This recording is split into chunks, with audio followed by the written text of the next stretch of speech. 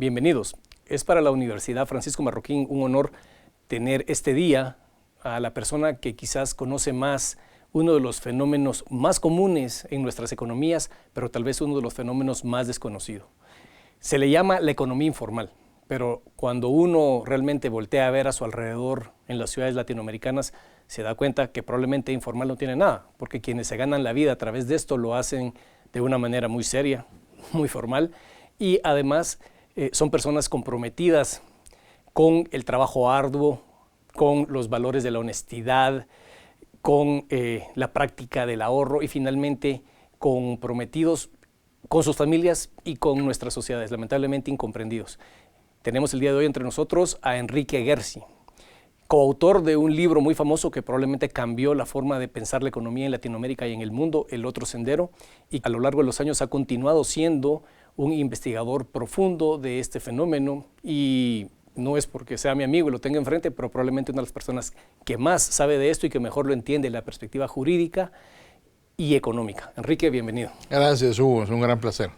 Pues yo, como investigador de la economía informal en Guatemala, de alguna manera inspirado en lo que ustedes hicieron en Perú hace varios años, he llegado a la conclusión que la economía informal, más que la excepción y más que la deformación del sistema, viene a ser la confirmación de un nuevo sistema, de un nuevo sendero. Y yo me atrevería a decir que, a diferencia del sendero, del otro sendero, este verdaderamente es luminoso.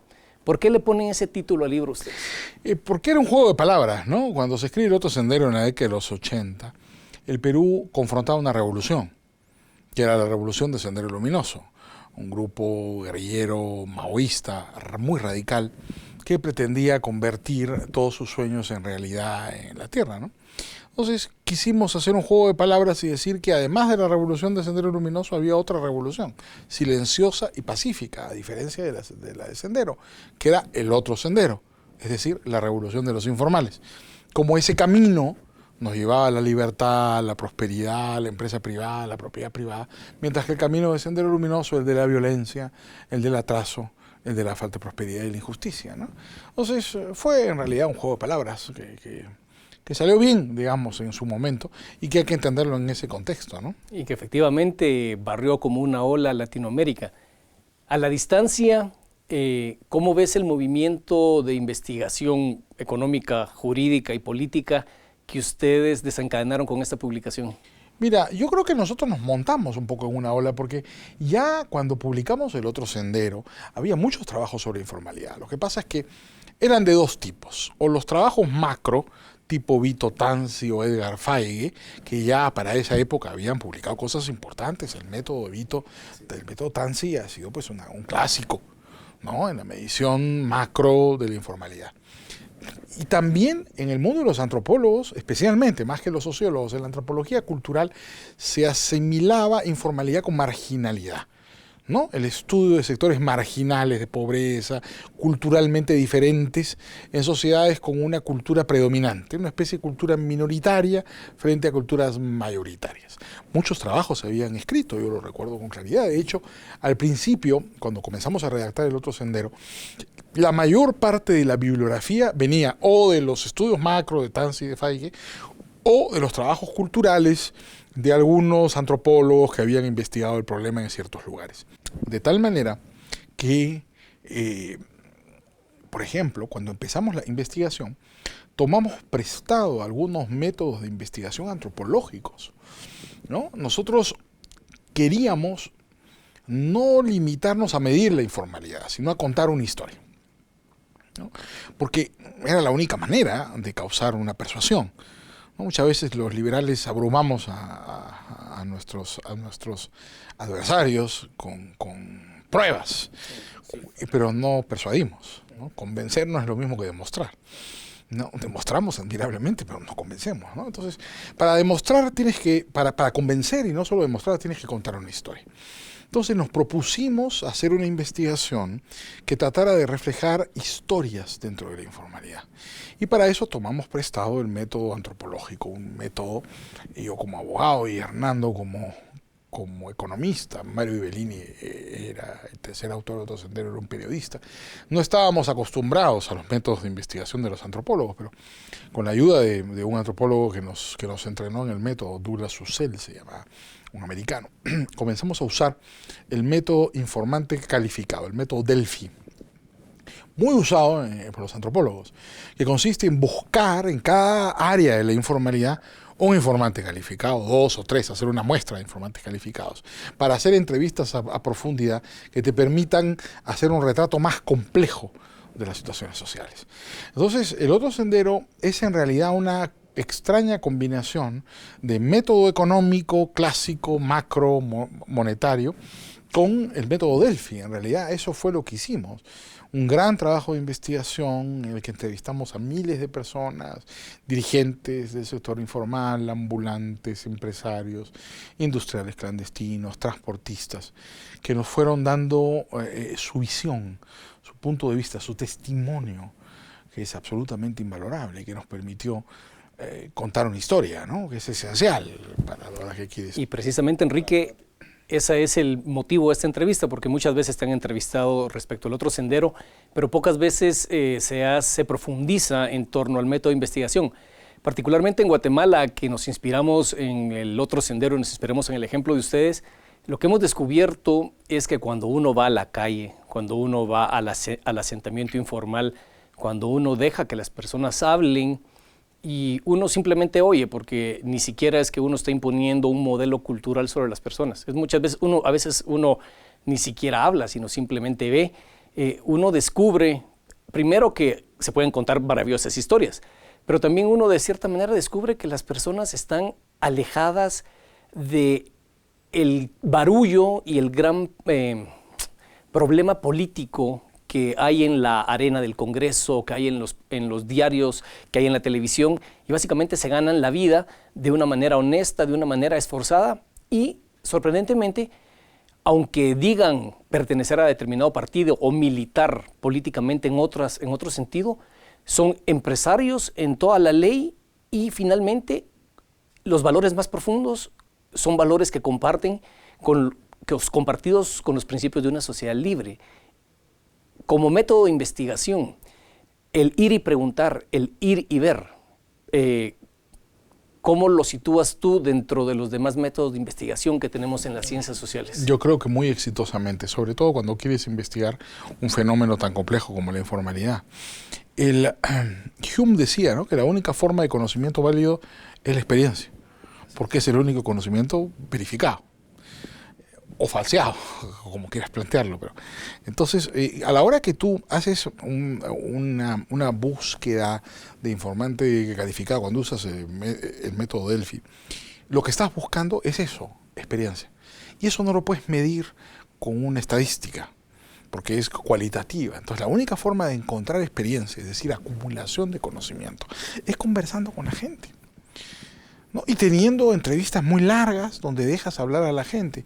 Es muy interesante. Yo que había estudiado Derecho y no tenía ninguna exposición a esos métodos, cuando trabajamos en los años 80, lo que más me impresionaba era la sinceridad de las personas. Si tú hacías una pregunta política, la gente te contestaba políticamente. Si haces una pregunta personal, la gente te tiende a mentir. Pero cuando haces una pregunta de lo que le pasó a él para conseguir una licencia, o el testimonio que él tuvo, por ejemplo, cuando trató de pagar un impuesto, encuentras historias absolutamente increíbles y vas descubriendo problemas que uno no conocía. Y problemas que muchas veces las autoridades que lo viven, que lo causan de primera mano, lo invisibilizan. Absolutamente. Por ejemplo, una cosa que nos impresionó mucho fue la importancia que tiene para los empresarios informales las regulaciones municipales. Por lo general, uno a los municipios, no sé cómo sea el caso de Guatemala, el municipio en el Perú es una entidad democrática, por supuesto hace algunos años, pero es una entidad de menor cuantía, ¿no? Uno le da menos importancia. Cuando habla de reforma del Estado, nadie habla de reformar los municipios. Cuando resulta que es al revés. La mayor carga regulatoria, la mayor cantidad de barreras de acceso en los mercados habían sido municipales. Eso nos lo dijo el pueblo. Sí, efectivamente, la persecución directa de la lucha de la gente en las calles o en los asentamientos informales. Sin embargo, Enrique, cuando uno hace este tipo de investigaciones, generalmente se nos critica a los liberales en el sentido que imponemos nuestra forma de ver, que no somos neutros ante la observación. Bueno, nadie lo es completamente, ¿no? Pero a la hora que tú preguntas y te contestan, difícilmente impones un punto de vista, ¿no? Ya, siempre uno puede sesgar su muestra, pero ahí ya deja de ser una investigación objetiva y se vuelve pues un trabajo ideológico de tipo político, ¿no? Que el investigador tenga convicciones, no lo vas a perder su neutralidad, a condición de que sea honesto, ¿no? ¿Y cómo se salva la diferencia tecnocrática, le voy a llamar, en el sentido que uno recoge experiencias muy interesantes, uno recoge historias que conmueven, sin embargo, no siempre se tiene toda la información completa, todos los análisis profundos numéricos y los modelos, y mucho de lo que se necesita en la economía informal es reconocer el fenómeno para poderse aproximar a él de una manera diferente? Cuando uno trata de hacer recomendaciones de política pública, no se le toma en serio porque el método es un método anecdótico. ¿Cómo se salva esa diferencia? Bueno, lo que nosotros hacíamos era que siempre había un grupo polivalente de gente en las entrevistas. Nunca había una sola persona. No era el método psicoanalítico tampoco dejar hablar a la gente y no hacer ninguna pregunta. No, lo que nosotros hacíamos era que había gente, había un economista, había por ahí un antropólogo, había un abogado, había alguien más. Y entre un grupo distinto, distintas disciplinas, teníamos una conversación más o menos libre con las personas, que era grabada, con autorización de los entrevistados, y que era esencialmente buscar los testimonios. Por supuesto, a veces la gente daba información inexacta, todo eso teníamos que verificarlo y chequear si efectivamente era como ellos decían. Pero a nosotros nos ha, digamos, tampoco el otro sendero fue una colección de historias personales, que también podría ser una forma de aproximarse al fenómeno de la informalidad, contar 4 o 5 historias de éxito. Alguna gente lo ha hecho. No, acá lo que tratamos nosotros fue de identificar problemas que no conocíamos, ¿no?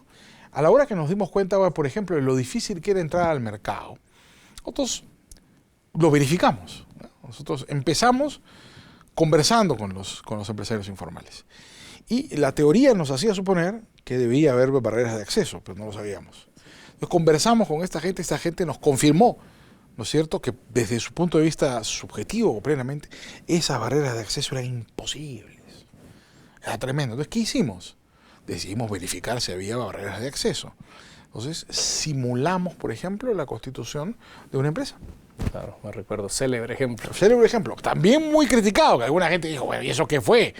Bueno, fue un experimento. Fue un experimento relativo, pero fue un experimento. ¿Y qué hicimos? Hicimos lo mismo que haría un ciudadano común y corriente, ir a tramitar. Nos demoramos 289 días, me acuerdo, fue 11 licencias las que tuvimos que conseguir. Pero todo el mundo negaba que eso existiera. Inclusive hasta la Cámara de Comercio. No, te decían. Una empresa, pues vaya usted a su abogado y en una semana, pasaban 6 meses y no había ni empresa.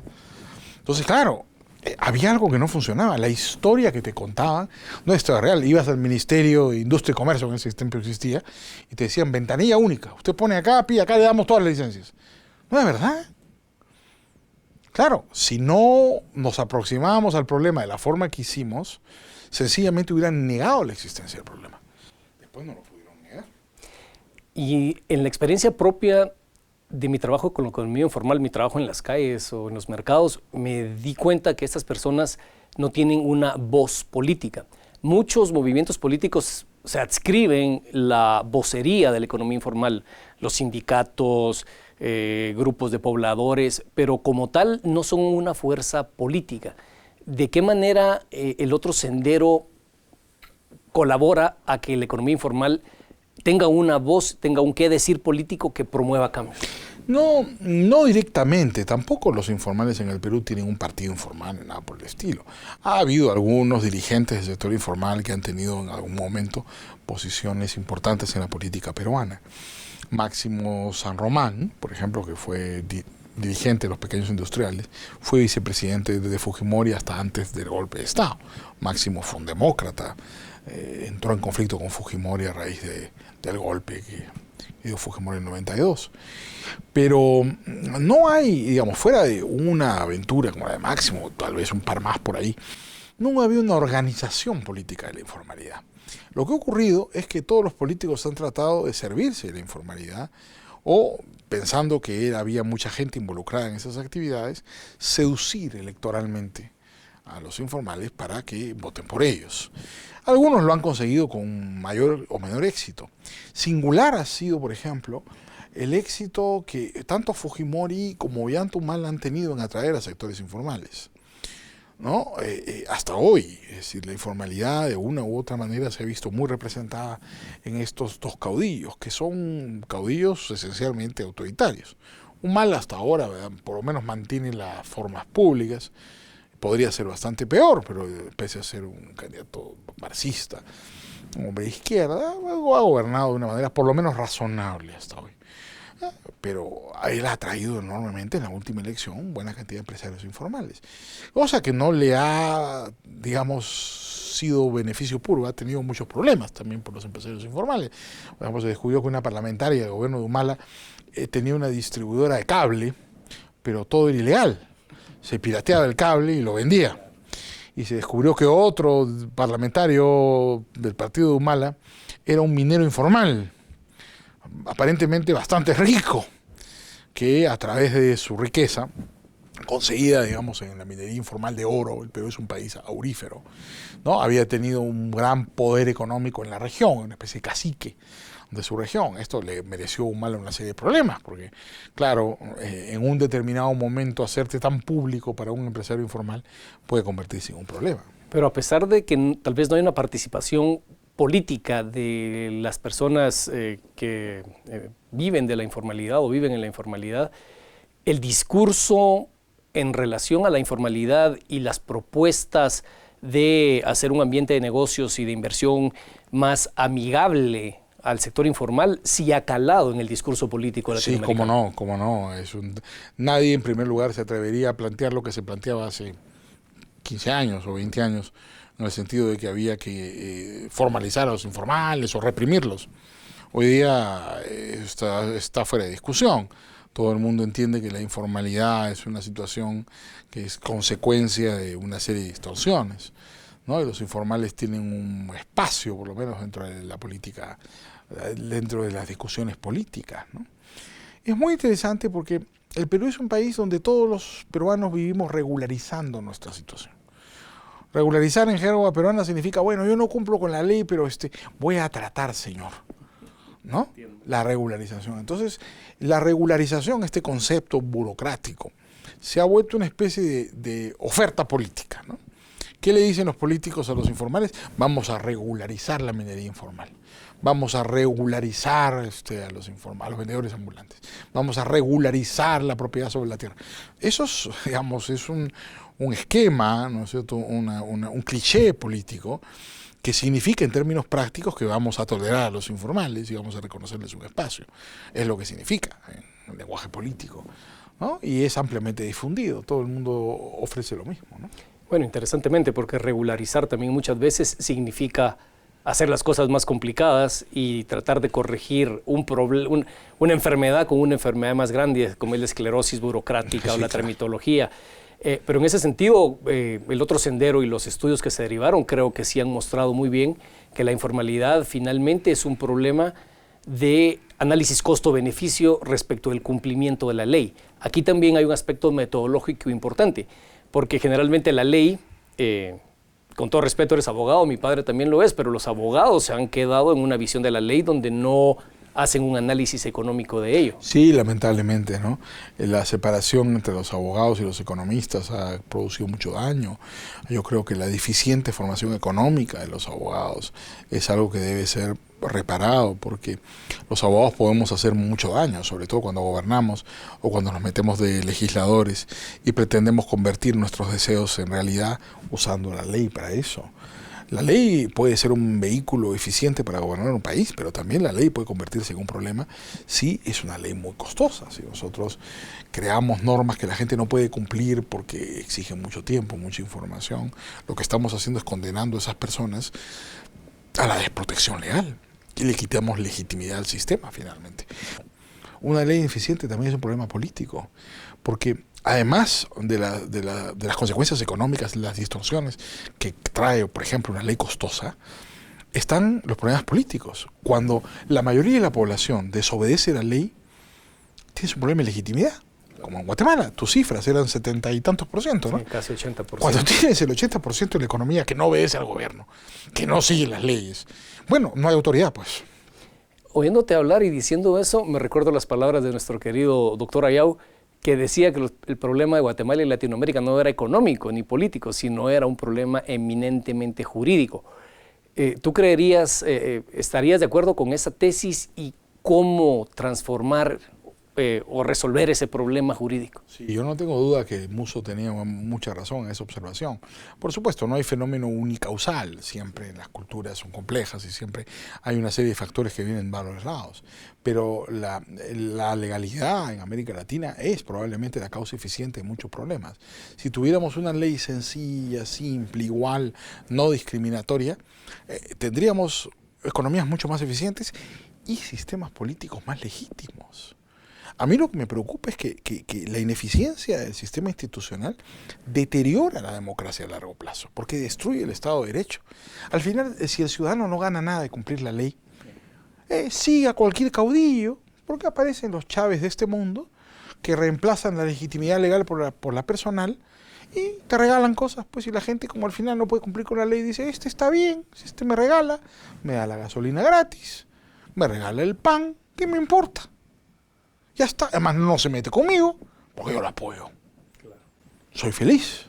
Entonces eso ha permitido, mira que América Latina había conquistado un espacio democrático, pero ha permitido que sociedades que tenían una democracia establecida, bipartidista como Venezuela, durante más de 30 años, se precipiten al fondo del autoritarismo como el que tenemos actualmente, ¿no? Enlutado por el último fraude electoral.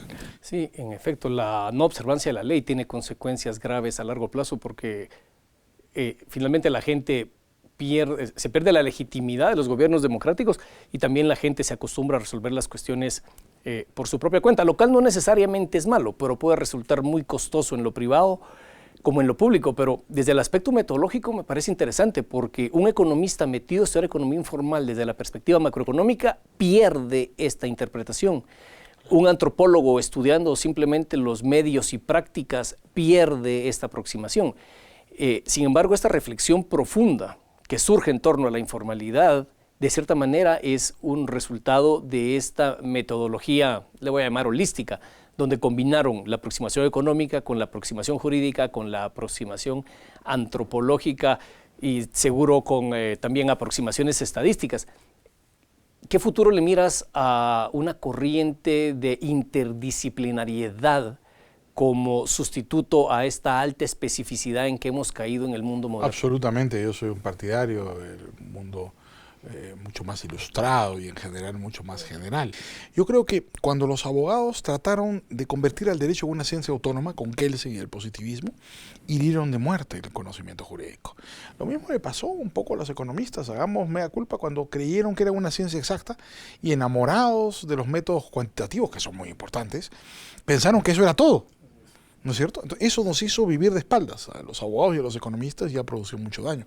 Yo creo que hay que reconciliarlos, no buscando un método común, pero sí utilizando muchos métodos distintos y muchas aproximaciones distintas, ¿no? Yo te quiero contar una historia porque me parece que es muy ilustrativa. El que le dijo a Hernando, el que le dio la idea a Hernando de hacer esta investigación que terminó en el otro sendero, fue Hayek. Hayek había estado en el Perú el año 78 y Hernando lo llevó a pasear por el centro de Lima. Yo era estudiante universitario en ese momento. Entonces Hayek, paseando por el centro de Lima, por supuesto, el centro de Lima en el año 78 estaba lleno de ambulantes y microbuseros y era un gran caos. Entonces Hernando le explicaba, Hayek decía, mire usted, esto es la plaza de armas. Todo. Entonces el viejo Hayek, muy a su estilo, le dijo, oiga, esto es igual a Londres. Entonces, de Soto le preguntó, ¿a Londres? Sí, a Londres del siglo XVIII, le dijo. ¿Usted no ha leído a Dickens? Lea a Charles Dickens, le dijo. Esto que estoy viendo acá, así era Londres en el siglo XVIII, así era Nueva York en el siglo XIX. Esto, lo que yo veo aquí, en esta actividad económica informal, es la emergencia de una economía de mercado de origen popular. ¿Por qué no investiga usted el tema? Entonces, Claro, de ahí vino la iluminación. Hayek, mirándolo, bueno, un hombre que además tenía un conocimiento universal, era un erudito, supo hacer el paralelo histórico inmediatamente. Y ese paralelo histórico nos permitió enfocar el problema de la informalidad de una perspectiva distinta. Ya había ocurrido esa experiencia en otros países. Sí, interesante, porque en nuestra investigación de la economía informal en Guatemala, llegamos a algunas entrevistas y cuando uno habla con la gente, ¿es usted de izquierda? No, responde la señora que vende en el mercado. ¿Es de derecha? Tampoco. ¿Es de centro? Tampoco. Y entonces es que la política es irreal. A mí lo que me interesa es hacer mi negocio, atender bien a mis clientes, sacar adelante a mi familia, ser una ciudadana que no le roba a nadie y que no hace nada ilegal. Claro, la señora no se da cuenta que incumple con todas las regulaciones municipales, pero sin embargo hay una redefinición para mí de lo que significa la ciudadanía, la participación política y una redefinición de lo que es un sistema económico que nace y se nutre de un ambiente de libertad y de un ambiente, para mí, profundamente arraigado en valores morales muy profundos. Sin embargo, la izquierda no concede ese punto, sino quiere asociar al informal con el sindicato, quiere asociar a la informalidad con las clases desposeídas. ¿Cómo ves eso? Mira, a nosotros nos pasó una cosa semejante en el Perú. Cuando le preguntábamos a los informales, ¿ustedes empresarios? Me decían, no, nosotros somos trabajadores. Pero decía, ¿y por qué? Pues ustedes tienen una empresa. No, somos pobres. La fuerza de la retórica, ¿no? Ellos, más empresarios que nadie, estaban convencidos que no lo eran. No, claro, por una cierta ideología de izquierda predominante los había hecho hasta sentir sentimiento de culpa, ¿no? Y decir, yo no soy empresario, ¿no? Yo soy simplemente un trabajador. Claro, un trabajador con capital, que tiene empleados. Todos los empresarios también son trabajadores, ¿no? Yo creo que el principal aporte de la informalidad a largo plazo es que es la mayor escuela de negocios que podemos tener en América Latina. Las calles de nuestras ciudades se han vuelto un lugar donde los peruanos, los argentinos, los chilenos, los bolivianos, los guatemaltecos, los ticos, aprendemos qué es un balance, qué es un stock, qué es un flujo, qué es el interés compuesto, ¿no? Y de manera práctica, ¿no? No hay una pizarra ahí, ni un profesor con una hoja Excel que te diga, oye, no, esto simplemente es un aprendizaje práctico. Ese aprendizaje es valiosísimo, ¿no? Porque es, como te decía, un proceso humiano. El aprendizaje por la experiencia es algo que no te quitan nunca. Y es la única forma de conocimiento válido. Entonces, lo que está experimentando América Latina en las calles de sus ciudades es la experiencia de la libertad, que va a construir a largo plazo, yo creo, sociedades más democráticas y más justas. Claro, eso es un proceso evolutivo, lento, pero yo tengo confianza en que triunfaremos. Comparto tu confianza porque en el trabajo práctico uno se da cuenta que estas personas practican las virtudes burguesas que nuestra profesora querida Deidre McCloskey nos habla. Son personas que practican el amor, que tienen esperanza, que son prudentes, que practican la justicia. Lo único que lo hacen a su manera. Una última pregunta, Enrique. Casi 30 años después, el Perú diferente que hay hoy, hace 30 años, o la Latinoamérica diferente en ciertos aspectos, ¿ves tú, es parte de estos cambios han tenido su origen en esta forma de pensar que ustedes nos obligaron a cambiar la visión anterior? ¿O te atreverías a...? Mira, una pequeña contribución probablemente, algo se hizo en su momento, ¿no? Se llamó la atención sobre este fenómeno. Yo creo que hemos contribuido, por supuesto. Eso no significa nada, porque, como decía Jefferson, el precio de la libertad es su eterna vigilancia. Y yo creo que el Estado ha tenido importantes cambios también. En los años 80 no existía el ecologismo, por ejemplo, ¿no? Esta preocupación por los derechos de la naturaleza y de las cosas. Nos preocupábamos por los derechos de las personas en esa época. Hoy día eso te obliga a estar alerta frente a nuevos adversarios. Pero yo creo que en su momento el otro sendero por lo menos fue un granito de arena que contribuyó a tratar de reconocer que en la sociedad había problemas más complejos de los que pensábamos.